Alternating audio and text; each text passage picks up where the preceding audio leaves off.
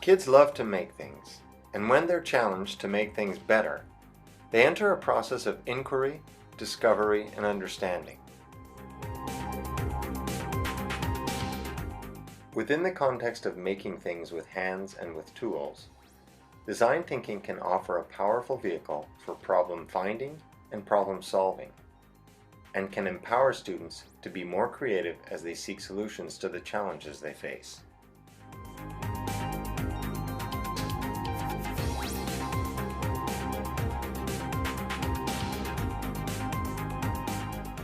During my extended session, Making Things Better, Design Thinking in the Classroom, I will introduce you to several design thinking processes, and I'll show you how children at the Nanjing International School are using design thinking to make things better, and in the process are growing more confident as innovators and agents of change in the world around them.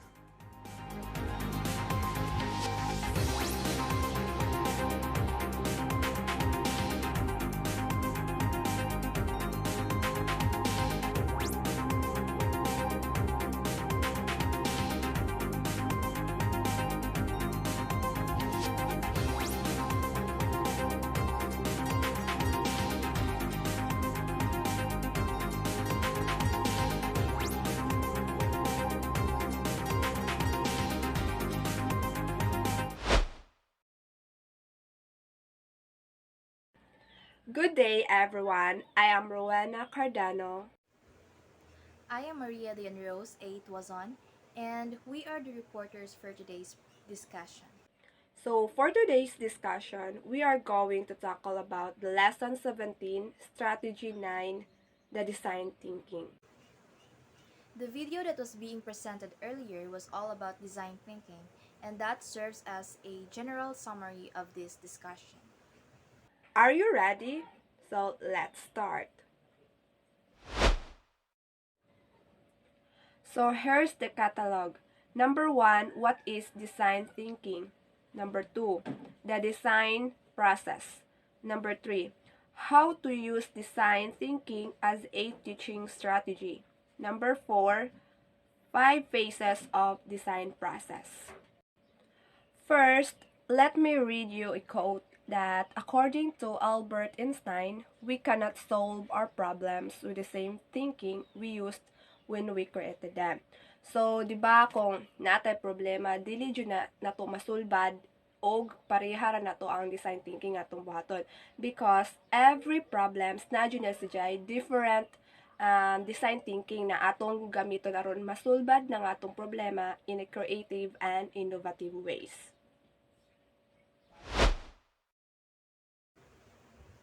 Okay, what is design thinking?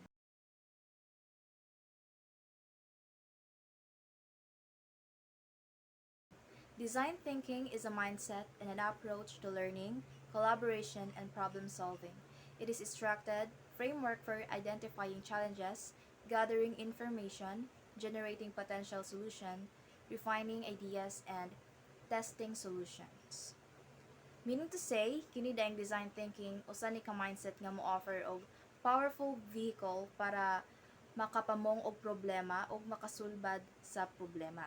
By this, ang mga student, most especially the children, will be able to identify sa mga challenges, makagather sila og information, maka-come up og posibleng solution, og matest nila ang ilang na-come up na solution. Aside from that, it also encourages student to be creative and innovative as they seek the challenges or the problem they faced. Design thinking allows us to believe in ourselves that we can make a difference and brings out our creative and innovative potentials that transform difficult challenges into opportunities for design. As what I've said earlier no nga, through design thinking, students will have the potential to be more creative and innovative. Labi na kung makita sila problema nga ilang sulbaron. For instance, doing experiment, kasagarang student lami nag-elementary student.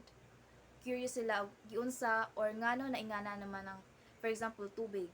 By that, ang mga students nag-start nag-wonder og possible solution that they start to believe themselves that they can solve it in their own thinking, observation, and instinct.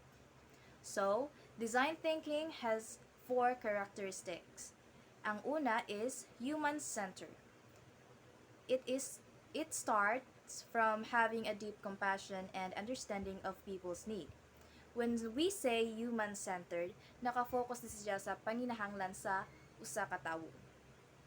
So it is about emphasizing and figuring out who you're designing for, what their needs are, and og unsaon pag-solve sa problema. Next is collaborative. Solving problem is a lot easier and faster with several wise minds. It benefits from various perspectives and insights. So it means collaborating with other sud na ani ang mga for example brainstorming sa mga ideas, hatag og feedback og suggestions, and approving design thinking para ang usa ka problema dali ra ma-solve, and it is because of the various perspectives and insights. Next is optimistic. Optimistic is an approach that believes in our potential to create a positive change in our lives no matter what problems or difficulties could be hindering the task. It holds on the primary idea that design thinking is a worthy and enjoyable venture. Optimism, mao ni ang pag-embrace nato sa posibilidad o sa nakatunan nga naay mas better nga solution sa usa ka problema. Being optimistic nga kini nga problema naa ni solusyon og masolbad ni nahon. And lastly, experimental. It is an activity that gives room for mistakes and failure because from them, individuals learn and become better. It is actually about learning by doing. Consequently, it is an approach that looks into new, better, and creative way of improving our way of life and finding solutions to the many problems of the society and people. So, kini dayang experimental, usapod ni ka room sa usa ka tawo aron ma-improve o makakat-on for the betterment.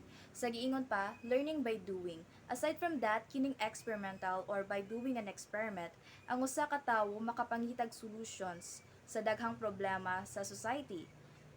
Society man na og sa tawo. Kay lagi, they are able to explore and find the answer of their curiosity and problem.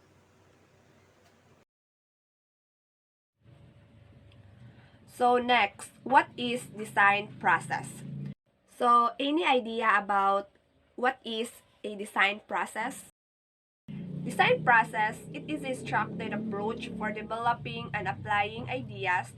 It has 5 phases that help people identify problems and develop creative and appropriate solutions to such problems. So, mao ni ang 5 phases: discovery, interpretation, ideation, experimentation, and the evolution. So, let's proceed to how to use design thinking as a teaching strategy.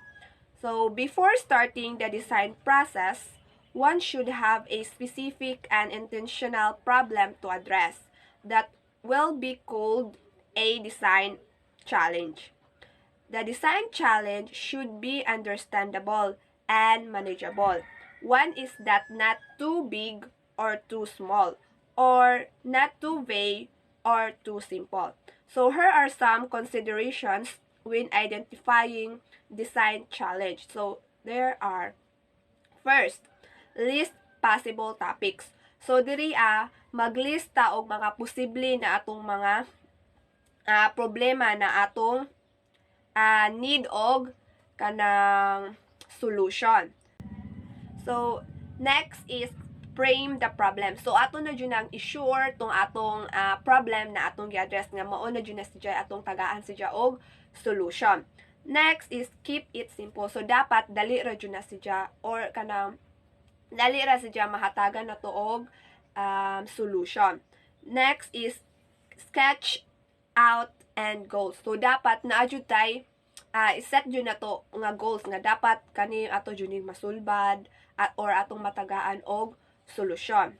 Next is define measures of success. Dapat jud naa jud tay ato jud ni siya i-define ang measure of success. Establish constraints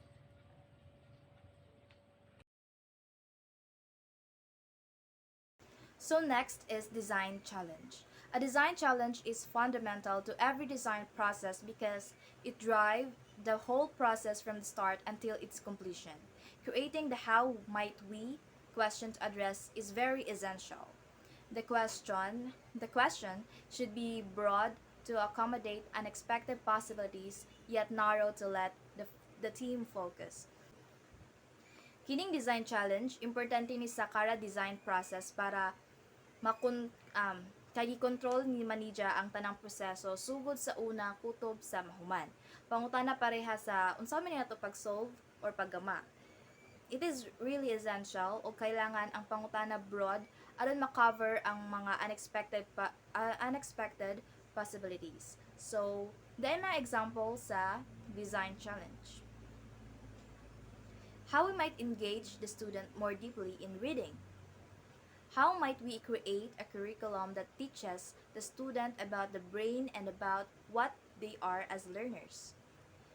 How might we design our classroom space to be student-centered? How might we create a space for teacher collaboration?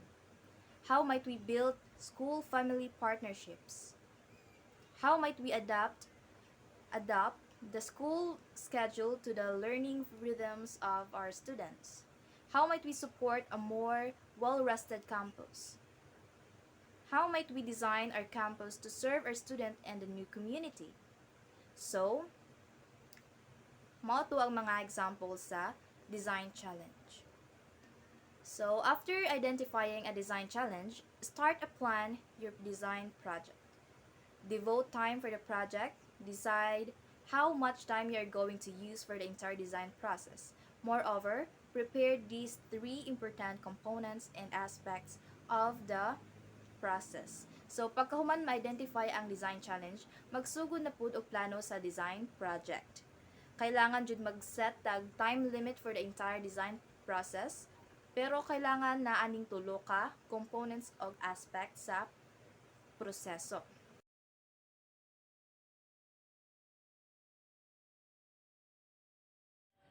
So, first is the team. Design process is a collaborative effort. Select those people whom you trust and can help you fulfill the goals of the project. So, ato yung pilion tong mga tao na makatabang nato to fulfill sa atong specific goals and project.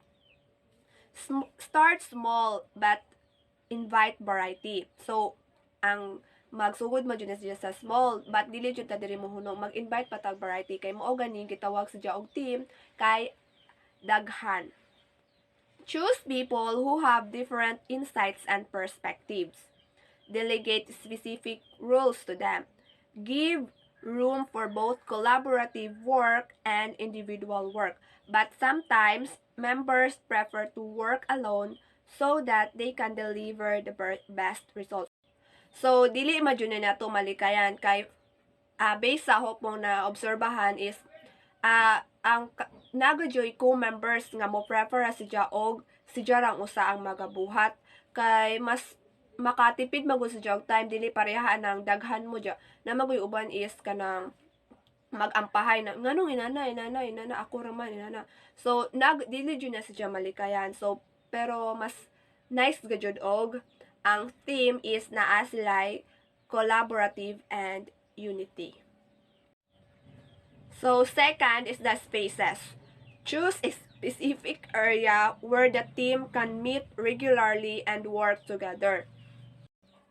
So, gibali, mauni siya ang lugar. Dapat atong pilion ang specific area kung asa dapit ang team mag-meet regularly and work together aron malikayan ang time wasting. And lastly is the materials.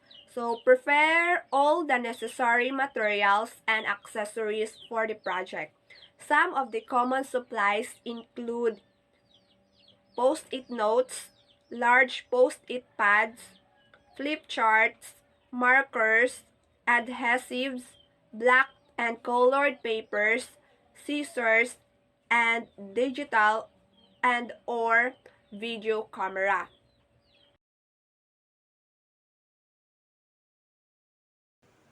first is discovery. So during this initial stage, the individual or the team is open for new ideas and opportunities. It has 3 sub-stages. For the first stage, ang usa ka tawo or team is open para sa bagong ideas o opportunities. So nani si Jai 3 ka sub-stages. Una ang pag-understand sa challenge. So, understand the challenge. Review the challenge. Collect thoughts. Review constraints. Reframe challenge. Create a visible reminder. So in order to understand the challenge, of course, we need to review the challenge. Under diri ang pag-collect of thoughts, review constraints, reframe challenge, o ang pag-create sa visible reminder. Next is share what you know. Share what you know. Define what you don't know, build on your knowledge, and fill in the gaps. So, mag-share na og unsay nasabtan. I-define na ang wa nasabtan og build on your knowledge, then fill in the gaps. Next is build your team. Build your team. Share who you are. Define your individual and team goals. Agree on roles. Give feedback. Magama og team. So dire magama og team sa imong i-share diri og kinsa ka sa imong goals. O kinsa ka imong goals sa team, mo agree sa roles, muhatag og feedback aron na unity ang usa ka team. Next is define your audience. Define your audience. List immediate contacts. Think more broadly. Build an overview. Create a visible reminder. So kailangan pod nakasabot ka sa imong audience. Of course, aron masabtan imong audience, imong i-lista. Maghuna-huna sa kadaghanan, magama kag imong overview and also visible reminder. Next is refine your plan. Refine your plan. Sketch a calendar, form agreements, create a visual reminder, and create a visual reminder. Then, ang last, imong ihapsay og dapat organized. So, Under diri ang mag-set ta og schedule, agreements, and visual reminder.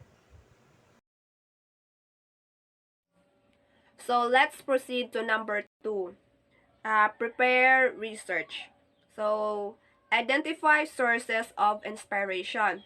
So letter A, imagine interesting people to meet. So diri ta atong i-imagine tong kinsay atong mga ganahan nga tawo na atong ma-meet.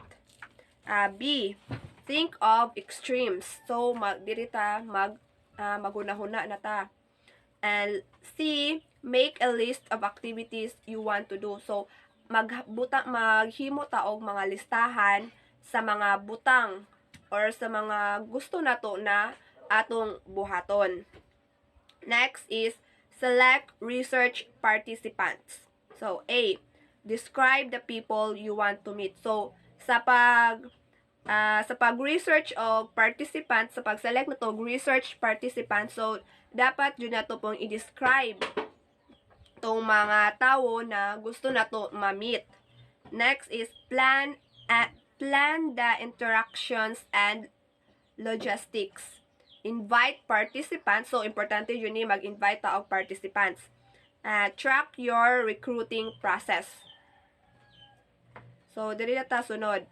Build a question guide. So, A, identify topics. So, mag-identify na ta diri og topics. B, develop questions. So, sa pag-identify na tong topics, so di mo na malikayan na jud tay daghang mga questions. Then, organize your questions. So, dapat naka-organize dyan, naka-well-organized, nakasunod-sunod-sunod. So, create a question guide that is very readable. So, mag-create ta og question guide nga readable dyan na siya mabasa sa tanang estudyante. Kaya naman kung uban is daot na sila og insight. So, dapat ang atong font size is kanang very just dyan nga applicable. Next is build tangible conversation starters. So, mag-build ta og conversation towards sa atong mga students. Aron masabtan sad nila kung unsa nga research ang atong buhaton. Unsay ang mga problema na atong gustong mahatagan og solusyon. Next is confirm your plan. So, dapat sab natong is i-confirm kung unsay atong mga plano aron sab makasabot sila nga kani atong gibuhat is to give or to aron mahatagan na siya nga solusyon. Next is assign rules. So, mag-assign ta nila og mga rules nga dapat muo ni inyong buhaton tagsa-tagsa.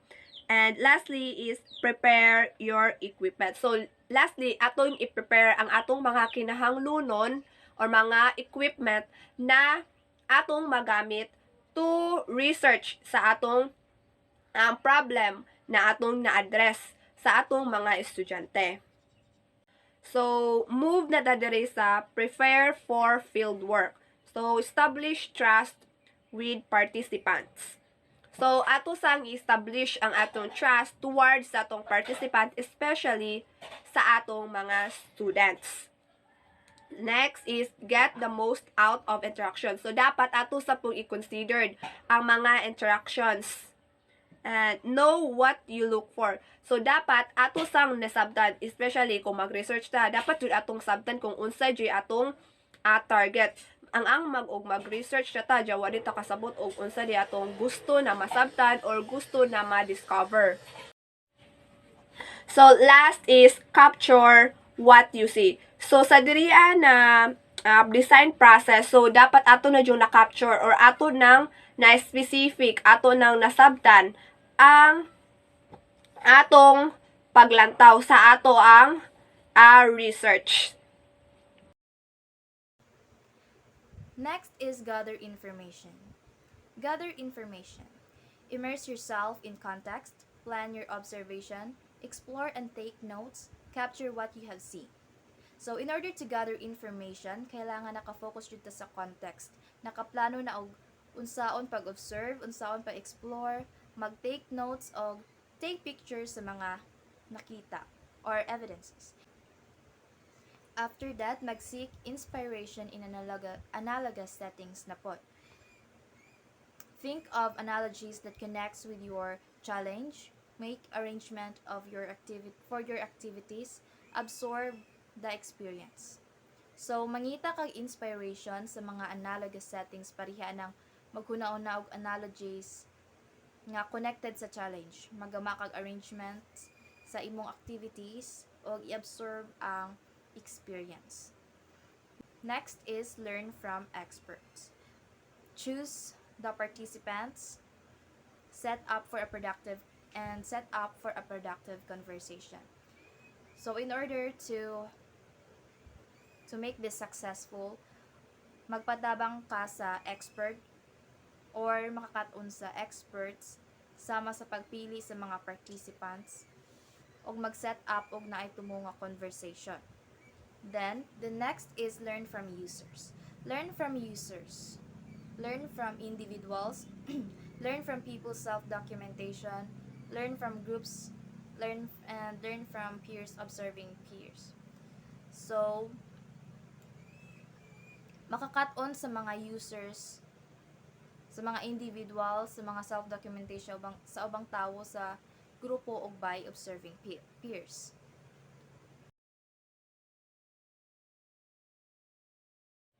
So, let's move on to interpretation. So, during this stage, ideas are transformed into meaningful insights. The team finds meaning sa every idea and make them actionable. It involves filtering and sorting of ideas until masagdan ang clear na direction para sa design invention. So, sa tell of stories, na si Jai na under. So, ang First is captured your learnings. And next is the share inspiring stories. So, first is they tell stories. So, sa pag-tell or pag-istorya og usa ka story, dapat atong i-compare ang atong learning and mo-share sa tag inspiring stories sa uban, especially sa atong students. Ilabi na sa kadtong nakasinati og struggles mga kalisod. Dapat ato silang tagaan og inspiration na dapat i-continue lang. Kay we know, tanang hard works and sacrifices, someday it will turn to success. Second is search for meaning. So, in searching meaning, kinahanglan atong i-find ang themes to make a sense of the findings and to define insight aron atong ma-describe kung unsa atong pasabot or views. For example, sa katong pag-tell na tong story. So, sa pag-search na to og meaning, so dapat atong klaruhon kung unsa joy pasabot adtua aron ang atong mga estudyante dili sab sila magkalisod og unsa dito unsay pasabot adto. Dapat ato gyud i-search search ang meaning nga dali ra sadya masabtan. And lastly is frame opportunities.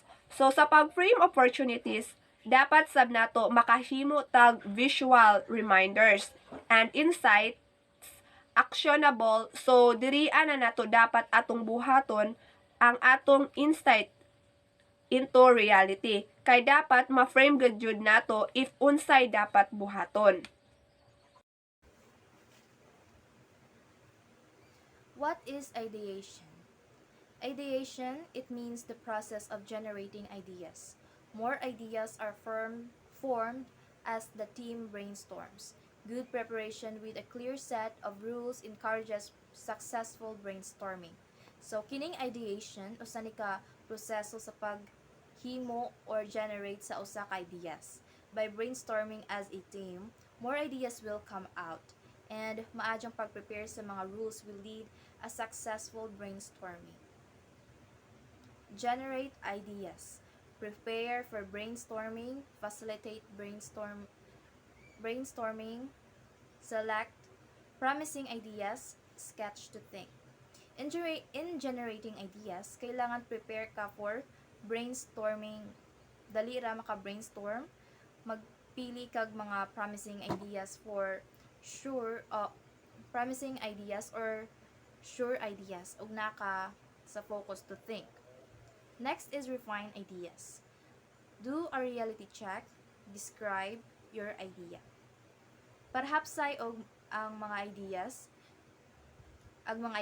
you need to check and describe sa mga ideas. So, next is the experimentation. So, sa ahon nang ginaingon ganina, pinaagi og experimentation or experiment ato nang masabtan kung ang ato bang gibuhat is effective ba siya or not, especially sa atong mga estudyante. Make prototypes.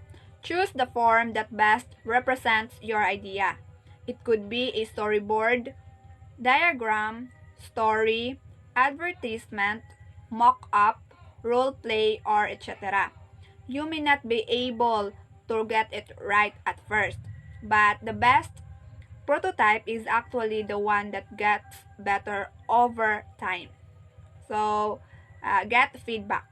So, A. Identify sources of feedback. B. Select feedback participants. C. Build a question guide. D. Facilitate feedback conversation. E. Captured feedback learnings. F. Integrate feedback. And lastly, identify what's needed. Evolution. Ideas evolve and improve over time.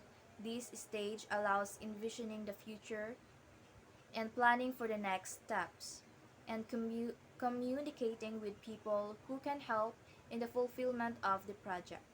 Kinina step, which is evolution, will allow individual para maghunahuna ug advance sa atong future o magplano ug unsay sunod nga buhaton. Ang pag-communicate sa ubang tawo can also help para kini mas successful para maka-successful ang sa project. First is track learnings. Define success. So in define success, you should consider the people involved and trace indicators of success. Next is document progress. So you need to identify the signs of change, you need to share stories, discuss effects, and celebrate achievements. Move forward. So you should in order to move forward, you should plan the next steps you are going to do, engage others, and build a community.